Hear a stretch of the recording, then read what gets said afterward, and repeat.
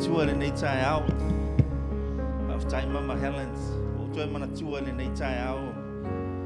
E tala ia Yesu ma Peteru. Whamai wa whetara i atu Yesu ia Peteru sau. A pe lana le nganga le nei vai aso.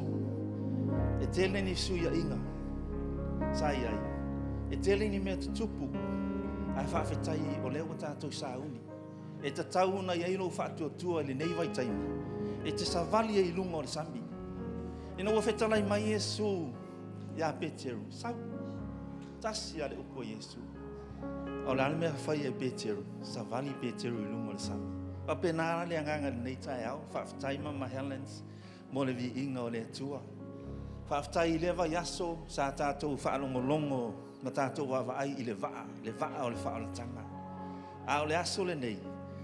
O oso Peteru i whafo le waa. Sa vali i lunga le sambi. Amene. O le tāua la o nei mata upu. O lo usi stai. O le so o le usi stai. O lo usi stai. E fio mai a Yesu e la veai. Oi. O te mua la ona o whaatalofa le nei tai au. I le swafa manu malo Yesu Keriso.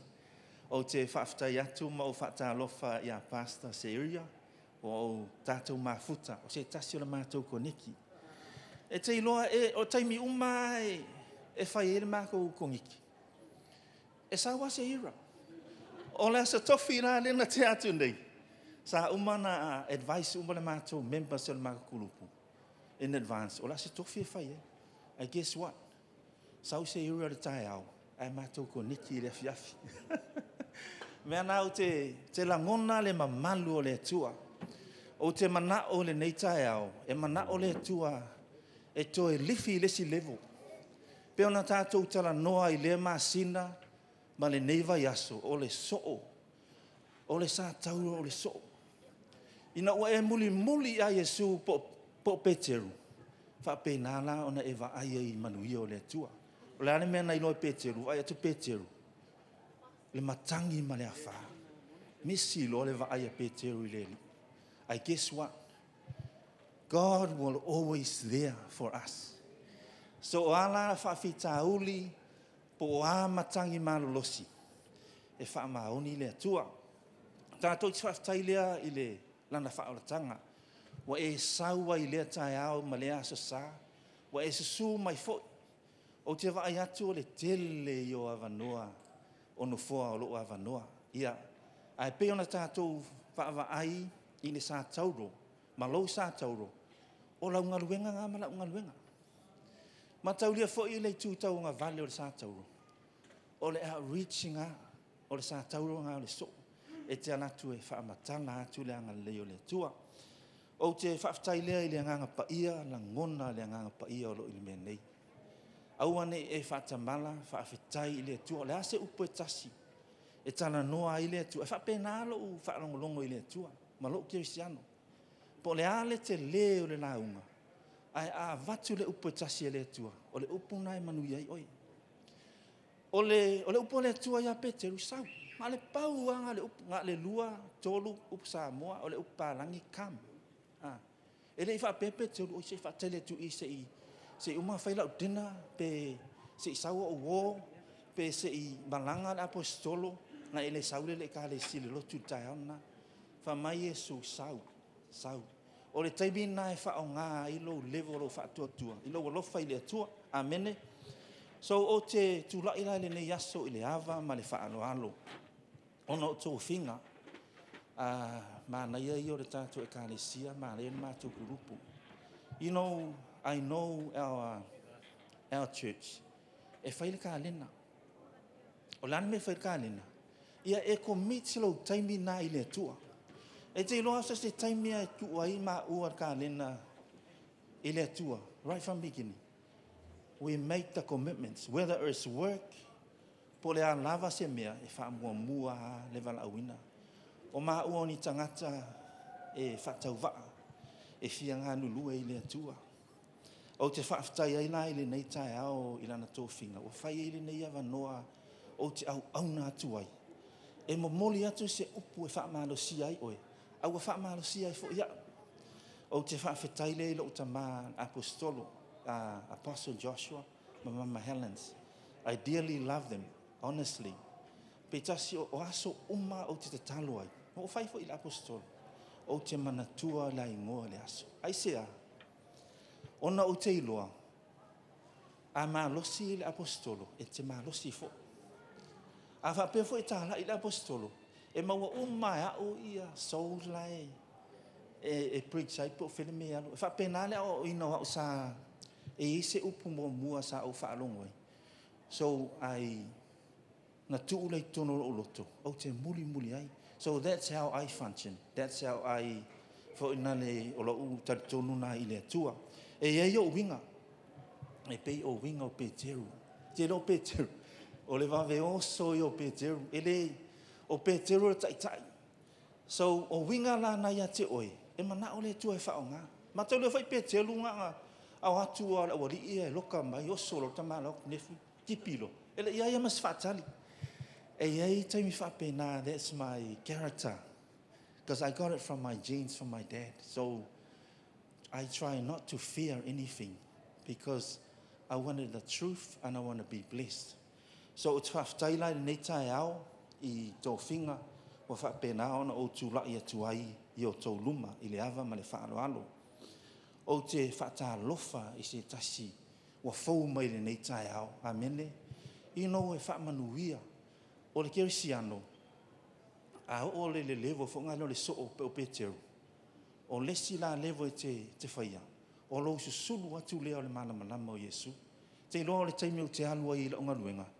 E pei a langona I le pei o le atua le yontalani. I work with people with mental health and all sorts of things. Right from beginning. O lo avea la malo lo le tua. E te avele atua iso se mea, ele na o I.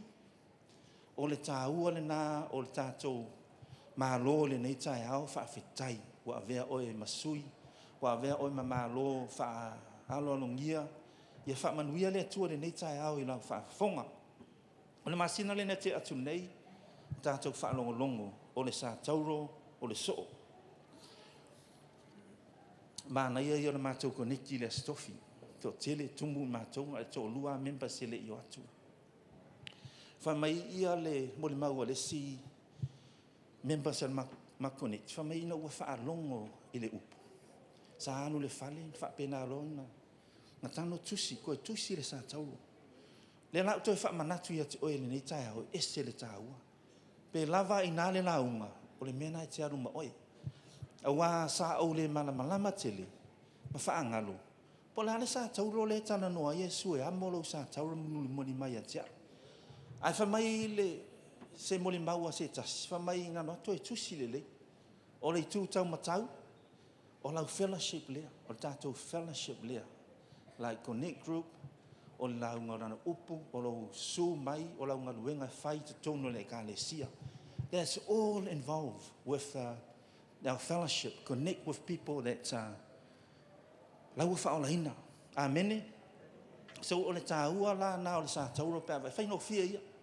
Whamai. Ai whamai o le pālangi stamano. Whamai. O le tūanga vale. O lo reach out lea. O le tū lea. O le sa tauro la na o le so. A e maua Yesu. E ta tau o nei loa e lau ainga. E ta tau nei loa e lau ngō. Wa e whaolaina. E ta tau nei loa e lau whaiwhanga luenga. So se mea te aluai. Whaamalama ma se sulu atu Yesu. Ina ia o mai tātou te tapua I whaatas. O le sa tauro la na le so. O le pito I lalo wa e sila fia o le upu. Pe ona tātou tala noina. Tātou tala noa I le nei aso I le upu o le atua. Tātou te sava vali. Ma ia whaamalama I o tātou wala. A o le pito I lunga o le sa tauro. O lo konekti atu lea I le atua. Po lo langa ta talo I le atua. E ma whaina a o le o ngā tonu o le sa tauro. E tū mau a Yesu Kiriso. Amene. So o le nei tae ao, o le upu a le atua. Pe ona tātou malama ai ma tātou whaitau. O te whawhatai ai lea, o le ei te tonu o le booklet lea le mea la au te whamalosia ia te oi. O le au la unga tua ia te oe le nei tai au. Ina ia wha manuia ai, oe ma wha manuia ai ia. Au ai te popole wa umana o la unga ilo te olua. E matai. E te iloa. Matau le fwere tātou conference. Dena whai, wha mai leo sis whai whi au. Wha pēnā. Ai te rei tū o tūnu mai. Wa te tau ta tonu lo te olua ia oe. So, wa umanga o la unga i se o te olua. Wha mai ia o kei mea umanga. Wa tali tonu fo ia tea. O le nā fo ia te wa ai si taimi, o le winga nā, o le o lau whaalongo, te talo i le atua, ina ia le leilau whaalongo, ma ia le leilau wa ai. Because the end of the day, o le soo, o le lua mafutanga lea ma le atua, le a tātou tala noa i nei tai au. Whamaila o le soo manu malo, e te talo ma whaatua tua i le atua. E tele nisia o onga sa tātou whaalongo ai, o mo meo ngā luenga. A o le ao onga le nei, o loa ua peua kau deep fo ngā le, lo ui loa i le. Ina o le ala utango e summarize pe whaapu puu atu. Le vai aso a toa a le tātou study ai. O le so o te talo, o le so o e manu malo, e te talo ma whaatua tua. Ina ia sui e le si level, o lo whaatua tua i le tua.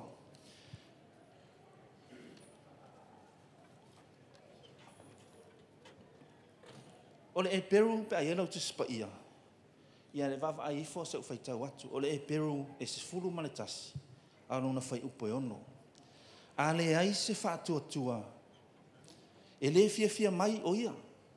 A wā so se tasi e alu atu i le atua. E ta tau o na tali tonu. O lo soifua o ia. Amene. E se le tā ua o le nei fai tau. E ta tau o na tātou whaatua tua. E le ngā le lotu. E le ngā le talo. Me le tāu ai le mata upu le nei aso. O le tatalo ma le whaatua tua.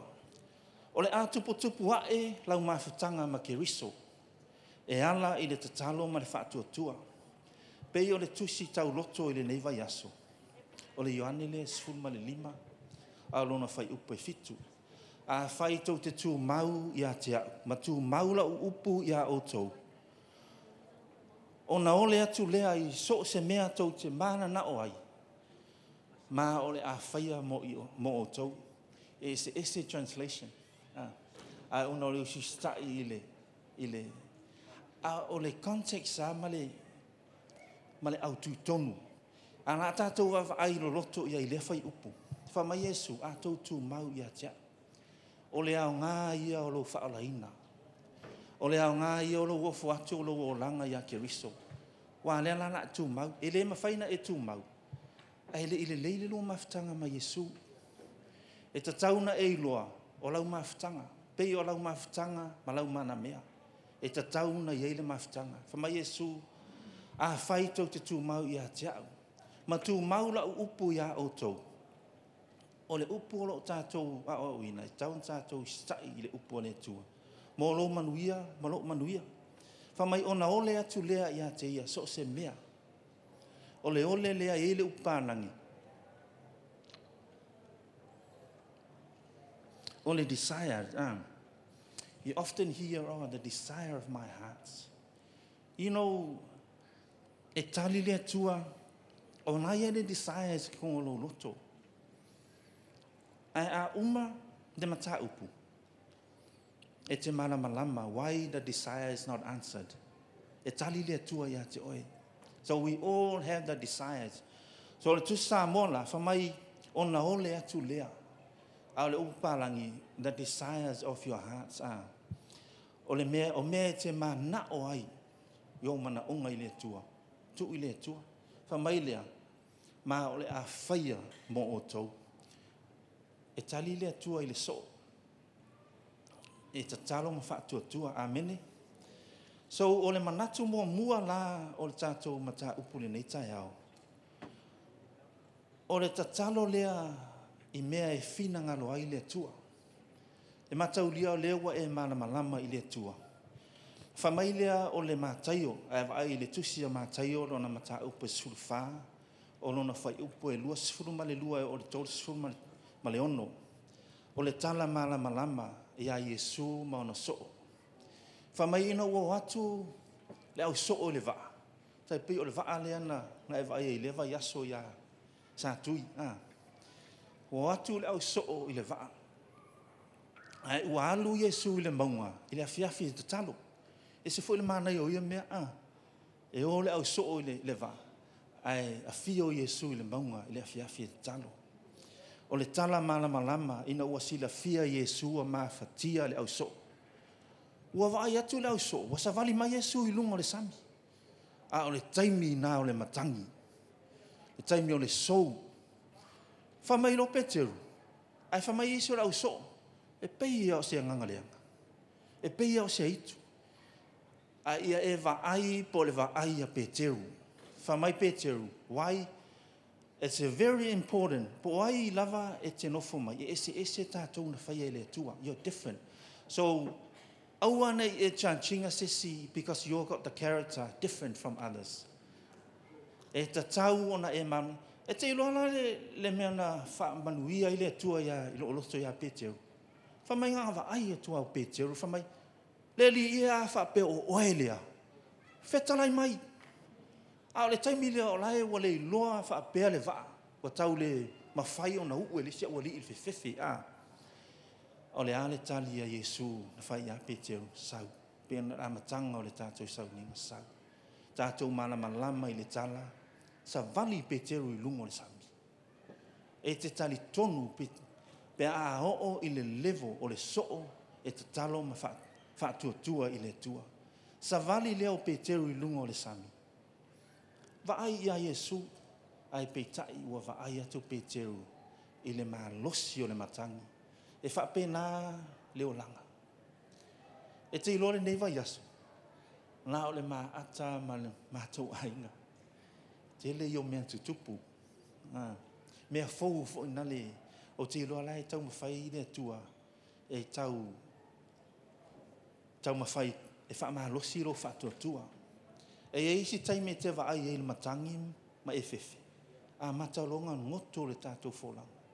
Wa e tau le sau le lotu, wa ese wa e tau blame le stangata. Wa e tau vaai le stangata. A o le hale mena tupu.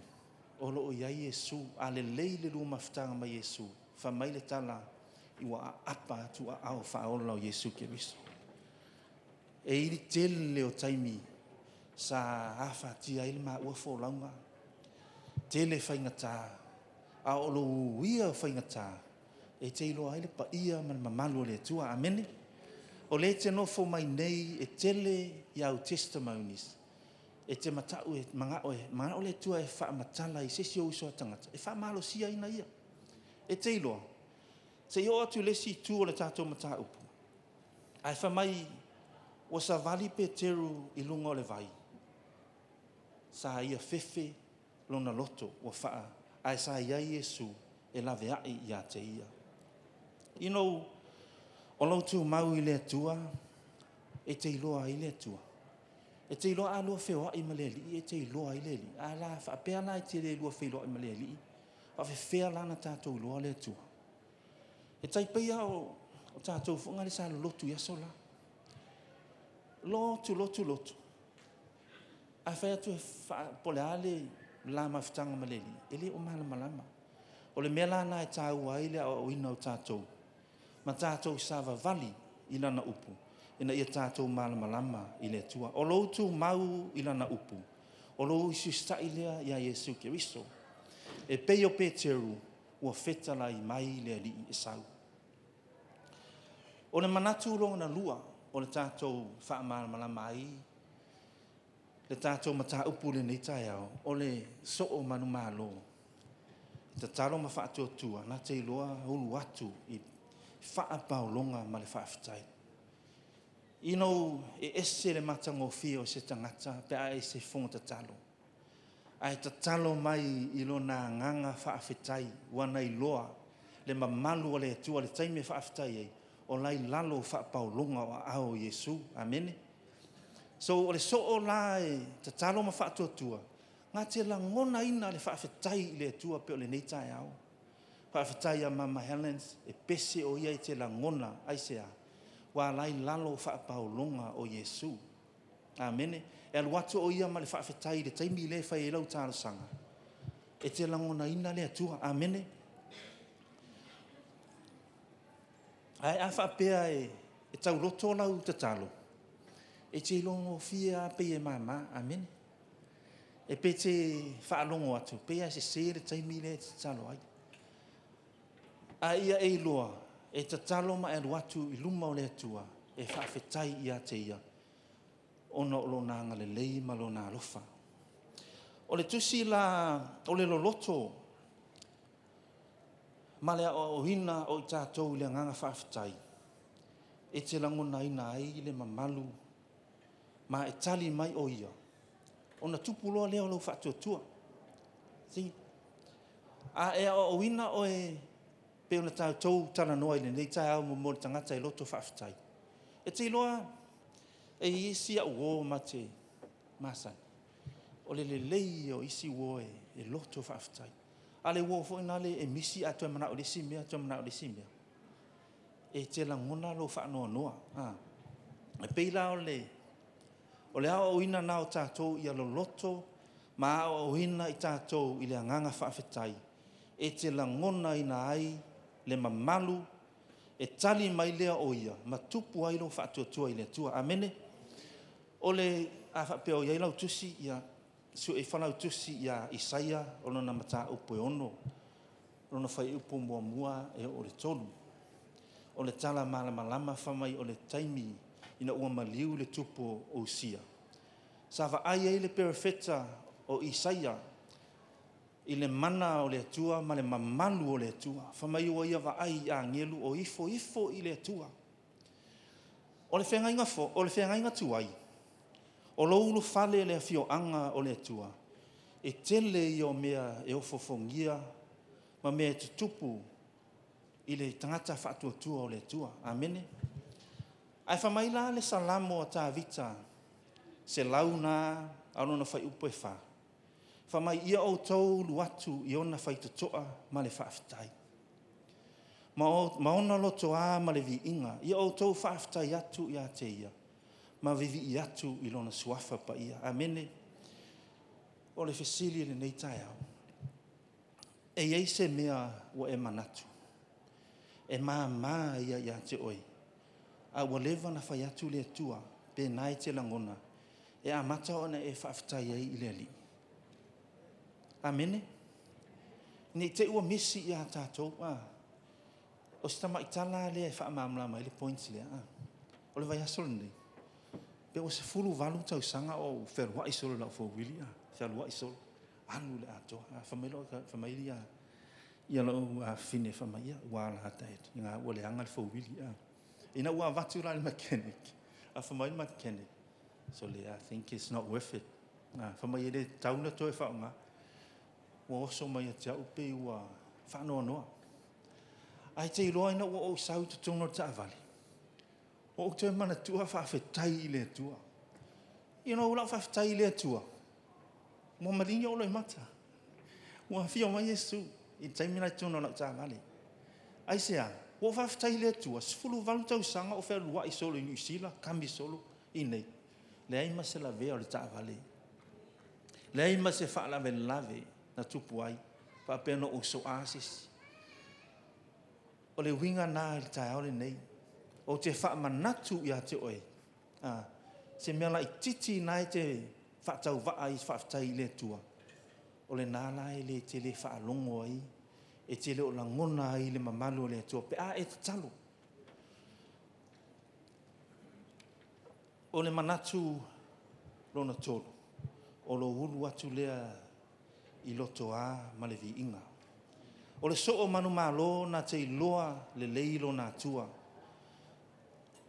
Masa ili po o a winga o le atua. Ina ia influence ai tātou. Alua whewa e ma Yesu. E te tauna influence o e i lau sāwalinga ma Yesu. Amene. Alua whewa e fo i la ma le uo se. E influence o i oi. Wha i tete. Te tangata i te lua whewa. Amene. Whewa i ma Yesu. Amene. Ia e ustai i lana upu. Ia whaapena ona e tatalo i le atua, ia whaia lona finangalo. O wai tali umau mana onga i le atua. Whaapena ona tātou, i lona tātou watu i luma o le atua ma le whaafitai. Pei o tāvita, whamaile salamo tāvita, ese le mana ia. O le taimi au te whaitau ai, pia au tatalo o whaitau le salamo tāvita. Ta te langona le loto tāvita. Wa whamaile tusi. E te tusa le loto tāvita ma le tua. Te ilona le paua leo o tangata o te wai te spaia. E te tusa o la loto ma le tua. Salamo e se lau ono na whai upo e wha. Ia o tau watu i ona loto a ma le vi inga po le pesifou. Lena tātou whaia le nei tai au. Whaafetai a worship team, whaafetai esa. Le tau tā leni le nā tau te o atua i luma o le atua. E whaafetai. Ale me avese tātou whaafetai i le au pepese ma le whaili. Ma le sunga ia tia. Avese tātou pati whaafetai i le atua. O le vi inga e wha vai lea i le wha e atu i le atua. O le tau atu lea o le matango fie o le atua. Malona tā ua, malona le lei. Te leo taimi tātou te o e tau o tamata alo. Wha peo le tama lea o le tama lea. Ai a pea e alu ilo potuma e tau suafa o le li. Amene. E te iloa oe o le si mea lea o te wha i te fo. E le fia le atua. E fua le atua. Amene. E fua le atua pea e vi i lesi. E wha i te fo i la tātou o le so. O le so o manu malo. Nā te tau watu suafa o le atua. O suafa ia sa o vai i tutonu. E masani fo ina o whaia o Yehova i rai. O le atua e saunia. O Yehova o sa lome. O le atua o le file mu. O Yehova sa paota. O le li o au. O Yehova o refa. O le atua wha malolo. Lana me te le tatalo ima e tau i le atua. O Yehova o refa. Pea e manao e te fia wha malolo i le atua. O lau mafutanga ma le atua. E ese le tāua. Salamo tā vita, pa e lau tusi i le iwa sifuru manatasi o na wha ipu mua i le lua. O le nofo i le mea lilo, e iai o ia i o le nofo i le mea lilo, o le sili ese, e mau o ia i paolo, o lona maa losi umalava, o te whaapea atu i le alii, o lo umalu ia, ma lo olo, o lo uatua o te whaatua i ai. O ai o e whaatua i le nei tae au. Mana ia o le whaaparangi. You know, e se lo fia i lo loto whaaparangi. Whamai i a tala tā vita i le whaaparangi. In Psalm 91 verse 1 and 2. That he who dwells in a shelter of the Most High will rest in a shadow of the Almighty. I will say of the Lord that he is my refuge and my fortress, my God in whom I trust. E ta tau o na tātou taritonu, tātou ta talo whaatuatua i le tua. O le manatu lona whā, o le whata whaatu taulanga.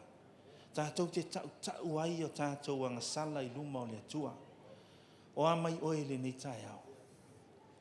O o whaia ma o loa leanga le leo le tua. O a o pena tātou whaalongolongo ai se tasi o moni mau last week, le sunga tātou. Pei e whamai tātou, e leia ma se sa.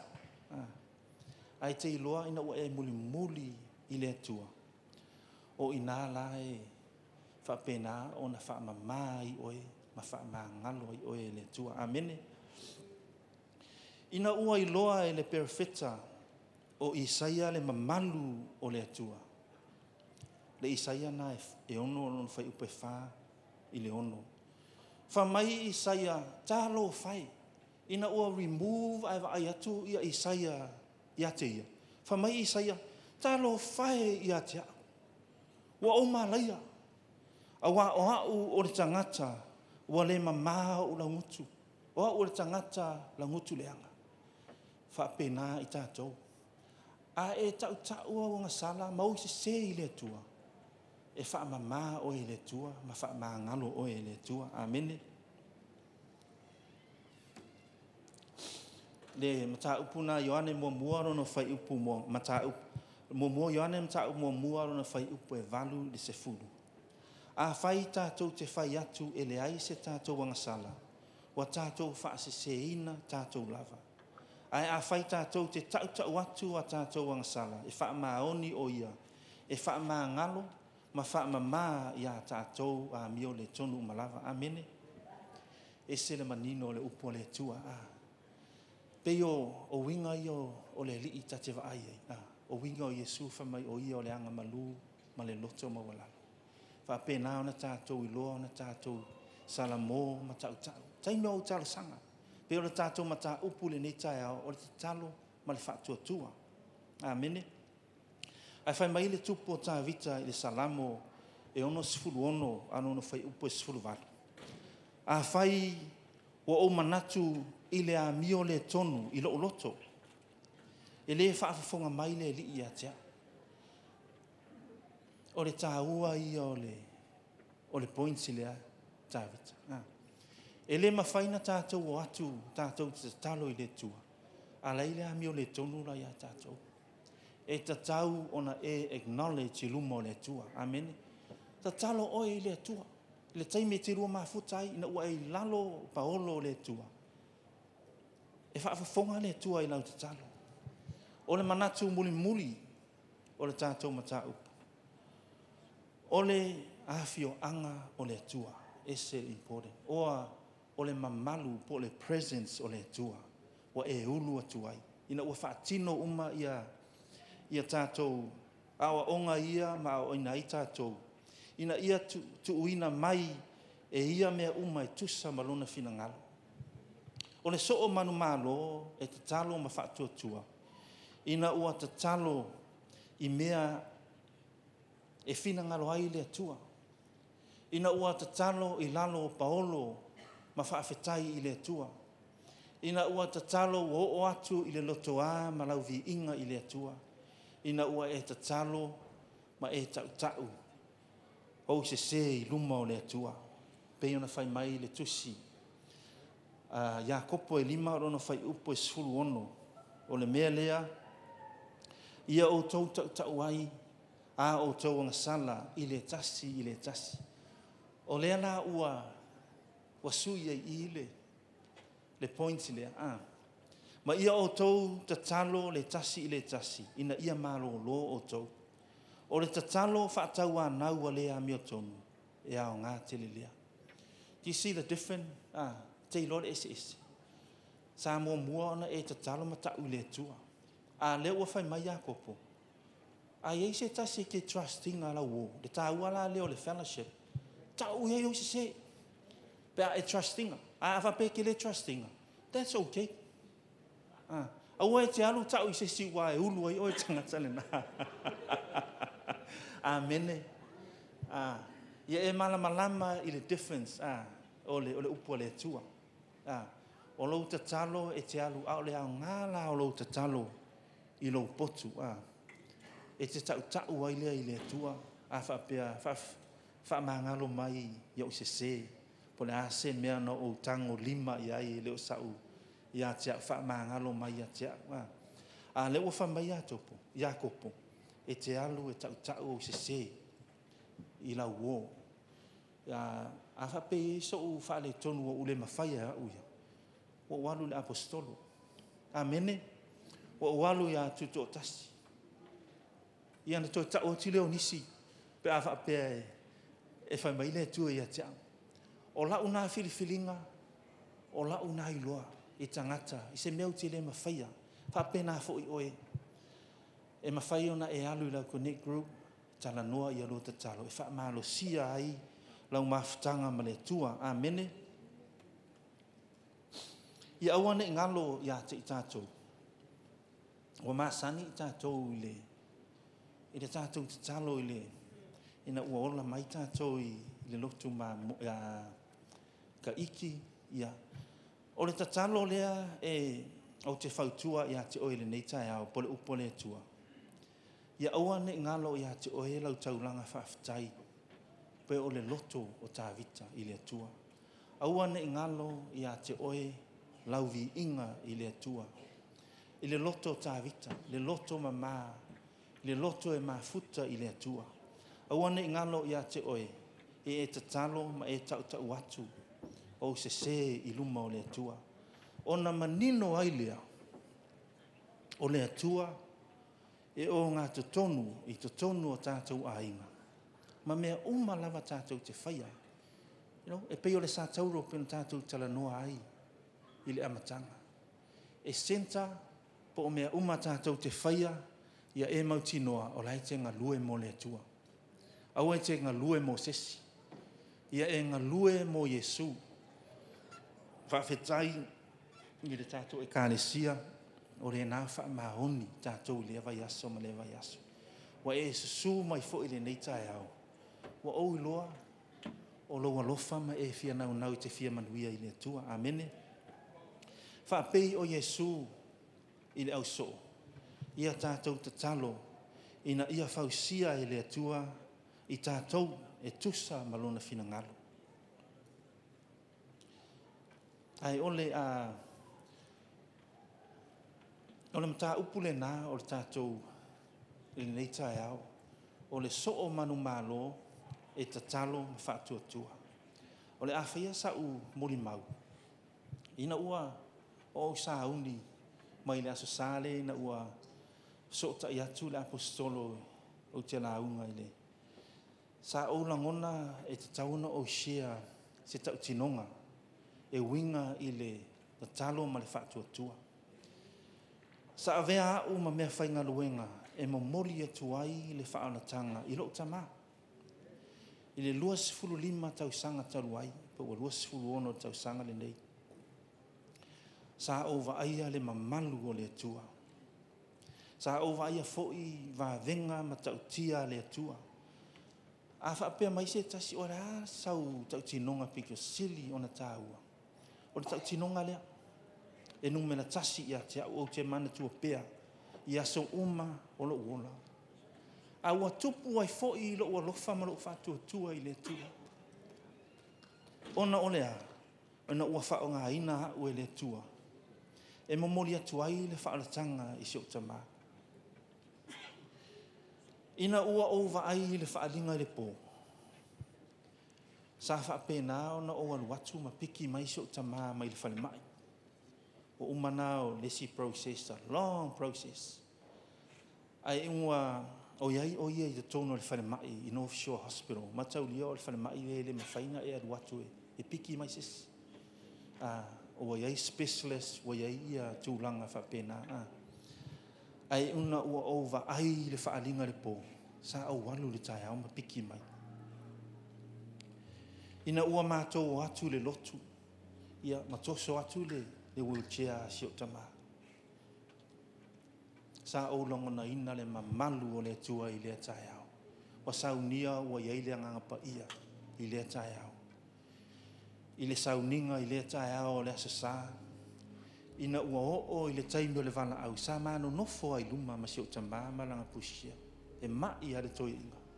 O le tana le fo mai. A uma loa na whaile mena te manao. Toi a vatu sao le whale mai.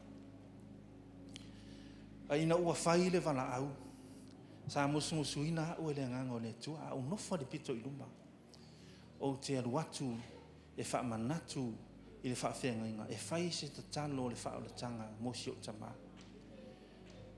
A te wha longo ina le nganga o le tua. I le aso. I le mamalu o le tua. Ina ua uma le sauninga. Ua tangi sio tama. Wha mailana tala ia tiao.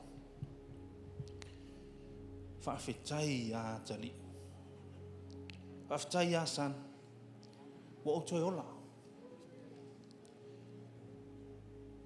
O le tama o ia o se tangatanga lue. O ia se tangata lofa. O ia o se tangata e nau ia mātou manuia. Ai peitai. E le lava unga luenga e te alu e le langi. E le lava fo ilo le lei e te alu e le langi. Amen. Se ilonga ua e talia Yesu. O le ala na ma le whaitatoa e le langi. E te iloa se tala. e tupu pea ma o mana tua pea le lofa o le anga le lei o le tua. Ino o le asa sale na mātou iai, sa mātou toi fo i atu. Ina mātou. Ai wha aso lona wha. Ai momoli atu le tala.